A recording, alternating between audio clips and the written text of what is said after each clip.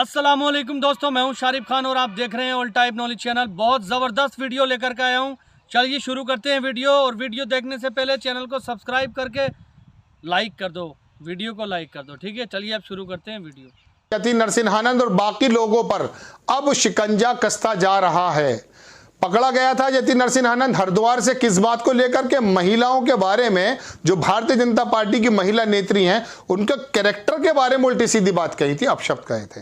फिर उसके बाद धीरे धीरे मुकदमे लगने लगे, हेट स्पीच के लगने लगे। अब जो उसने सुप्रीम कोर्ट के बारे में कहा था कि मैं नहीं मानता सुप्रीम कोर्ट, मैं नहीं मानता पुलिस और फौज और सेना, और मुझे भरोसा नहीं है, अब इस पर भी मुकदमा लग गया है और परेशानी बढ़ गई है यति नरसिंहानंद की। आपको खबर दिखा रहे हैं हम हाई कोर्ट से किस तरह से उसको अब शिकंजा कसा जा रहा है। अब उसको पता चल जाएगा दाल आटे का भाव, यानी कि पता चल जाएगा कि जब कानून अपनी हकीकत में रोल अदा करने पर आता है तो इस तरह के गुंडे और मवाली या साधु के भेष में छिपे हुए शैतान बच नहीं पाते। आप देखिए, धर्म संकट में पड़ी धर्म संसद। नरसिंहानंद पर अवमानना की मंजूरी के बाद अलीगढ़ में धर्म संसद टली। भड़काऊ बयान पर दिल्ली कोर्ट भी करेगी सुनवाई। कौन सा बयान? हरिद्वार में हुई धर्म संसद में कथित हेट स्पीच में शामिल धर्म गुरुओं और कथित राष्ट्रवादियों की मुश्किलें बढ़ती नजर आ रही हैं। शुक्रवार को अटॉर्नी जनरल के वेणुगोपाल ने संविधान और सुप्रीम कोर्ट के खिलाफ कथित टिप्पणी के लिए धर्म संसद के नेता यति नरसिंहानंद के खिलाफ अवमानना कार्रवाई शुरू करने की मंजूरी दे दी है। क्या मतलब हुआ इसका?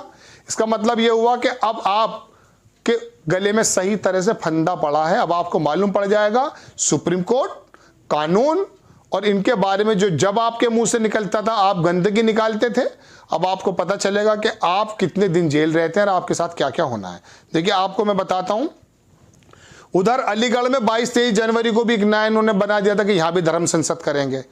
धर्म संसद को टाल दिया गया है जो 22-23 जनवरी में होनी थी अलीगढ़ में। वहीं 17 दिसंबर को दिल्ली में हुए हिंदू युवा वाहिनी के कार्यक्रम में भड़काऊ सांप्रदायिक बयान देने पर सुदर्शन न्यूज के सुरेश चौहान के खिलाफ दायर याचिका भी दिल्ली की साकेत कोर्ट ने स्वीकार कर ली है। वो एक आदमी तुम्हें दिखता है सुदर्शन चैनल पर जो कलम की जगह तलवार उठाए दिखता है, और यति नरसिंहानंद के एक बार मंदिर में आके भी कहा था कि इतनी जोर से नारा लगाइए कि वहां पर जाए जामा मस्जिद पर, और वहां पर दिल्ली में युवा वाहिनी के प्रोग्राम के अंदर कहा था कि मार देंगे और मर जाएंगे, दुनिया भर का काम कर देंगे। इस पर भी अब पता चल जाएगा कि कलम और तलवार में क्या फर्क होता है। इस मामले की सुनवाई 27 जनवरी को होगी। जो सुदर्शन न्यूज का जो बैठा एंकर है घड़े नुमा, उस पर क्या मामला हुआ है। चलिए, धर्म संसद को टालने के पीछे कोरोना के बढ़ते मामले, चलिए तो अलग बात है। अलीगढ़ में होने जा रहे 2 दिवसीय धर्म संसद की आयोजक महामंडलेश्वर अन्नपूर्णा भारती ने कहा कि चुनाव के पहले चरण और कोरोना के बढ़ते मामलों के कारण ये फैसला लिया गया। लेकर तो देखिए अब आप। उन्होंने ये भी कहा कि सबसे बड़ी बात यह कि मेरे 2 धर्म योद्धा यति नरसिंहानंद और जितेंद्र नारायण सिंह त्यागी जेल में हैं। नारायण त्यागी की भी जमानत खारिज हो चुकी है आज। धर्म संसद टालने के इस फैसले के एक दिन पहले ही अटॉर्नी जनरल के वेणुगोपाल ने यति नरसिंहानंद के खिलाफ अवमानना कार्रवाई शुरू करने की मंजूरी को जोड़कर देखा जा रहा है। एक सामाजिक कार्यकर्ता शची नेल्ली ने यति नरसिंहानंद के एक इंटरव्यू में दिए गए बयान के आधार पर उनके खिलाफ अवमानना को लेकर अटॉर्नी जनरल को पत्र लिखा था। ये होते हैं जागरूक नागरिक जिन्होंने पत्र लिखा। यह इंटरव्यू गत 14 जनवरी की ट्विटर पर वायरल हो गया था। अब आगे देखिए अखबार क्या लिखता है कि एक इंटरव्यू में नरसिंहानंद ने दिया था आपत्तिजनक बयान। वो कौन सा बयान है वो देख लीजिए। पत्र में नेल्ली ने नरसिंहानंद की तरफ से विशाल सिंह नाम के एक व्यक्ति को दिए गए एक इंटरव्यू में टिप्पणी को संविधान और सुप्रीम कोर्ट के अपमानजनक बताया था। इंटरव्यू में जब नरसिंहानंद से हरिद्वार संसद की कार्रवाई के बारे में सवाल किया गया तो उन्होंने कहा, आप सुनिए, सुप्रीम कोर्ट इस संविधान से हमें कोई भरोसा नहीं है। सुप्रीम कोर्ट और इस संविधान में हमें कोई भरोसा नहीं है।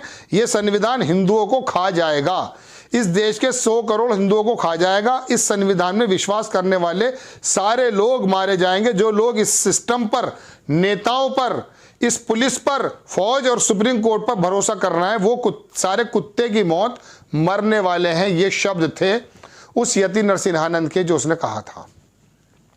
अटॉर्नी जनरल ने कहा कि मैंने पाया कि यति नरसिंहानंद की ओर से दिया गया बयान आम नागरिकों की नज़र में शीर्ष अदालत के पराधिकार को कम करने का प्रयास है। यह निश्चित तौर पर भारत के सुप्रीम कोर्ट की अवमानना है। अब ये तस्वीर और देख लीजिए, ये तिलक लगा के खड़ा है, ये सुरेश चौहान के खिलाफ कोर्ट करेगा कार्रवाई, इसके खिलाफ भी हो रही है।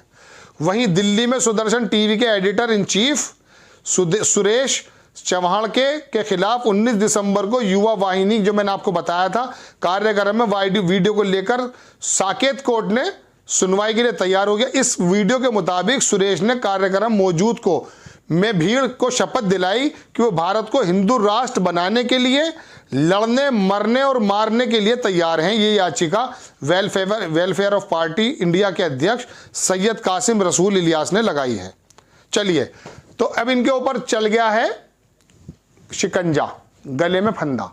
लेकिन सवाल इस बात का हो रहा है कि एक जागरूक नागरिक ने पत्र लिखा के वेणुगोपाल जी को, अटॉर्नी जनरल को। सरकार का जो तंत्र है ना, सांसदों का, राज्यसभा का 750 सांसद टोटल मिला के, उत्तर प्रदेश के अगर कहो जाए या तो वहां पर कहो उत्तराखंड में, इन विधायकों का, इन सरकारों का क्या काम बनता था? एक जागरूक व्यक्ति अटॉर्नी जनरल को खत लिखेगा जब कार्रवाई होगी, महीनों बाद वो तो होगी।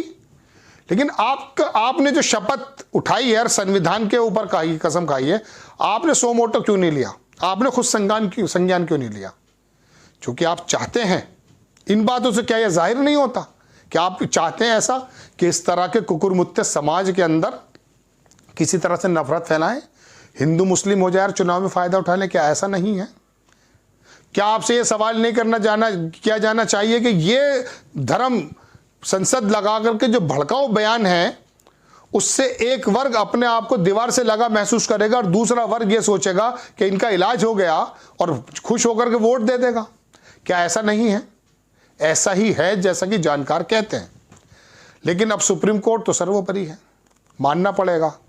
ये बात अलग है कि अड़चनें लगा देती हैं सरकारें बहुत ज़्यादा, लेकिन उसके बावजूद भी हमारे सुप्रीम कोर्ट और हाई कोर्ट्स ऐसे फैसले देने के लिए जानी जाती हैं, ऐसी नज़ीरें देने के लिए जानी जाती हैं कि एक आम आदमी, कमज़ोर आदमी जब परेशान होता है सिस्टम से, सरकार से, नेताओं के जाल से, तंत्र से, उस वक्त जो वो देखता है गुंबद सुप्रीम कोर्ट और हाई कोर्ट की इस तरह से, तो उसको यकीन से भर जाता है कि नहीं, ये संविधान की कॉपी भी मेरे हाथ में भी और मेरे अधिकार की बात कहती है, रक्षा करने की बात कहती। और यही सुप्रीम कोर्ट और हाई कोर्ट्स की हमारी खूबसूरती है कि जब जब इस तरह के कुकुरमुत्ते किसी भी वर्ग में हो उठते हैं, तो उनका गला दबाने का काम हमारी कोर्ट करती है, हमारा कानून करता है। तो वीडियो आपने देख ली। वीडियो से आपने क्या समझा, क्या नहीं समझा, कमेंट करके बताओ। कमेंट करो, वीडियो को लाइक करो, चैनल को सब्सक्राइब करो। आपका भाई बहुत मेहनत कर रहा है। इंशाअल्लाह ताला बहुत ही जल्द एक नई वीडियो के साथ आपके सामने आऊँगा। गोदी मीडिया को और जितने भी झूठे लोग हैं सबको एक्सपोज करूँगा, सबकी पोल खोलूँगा और बहुत ही जल्दी इंशाअल्लाह ताला एक नई वीडियो के साथ आपके सामने आऊँगा। तब तक के लिए खुदा हाफिज़।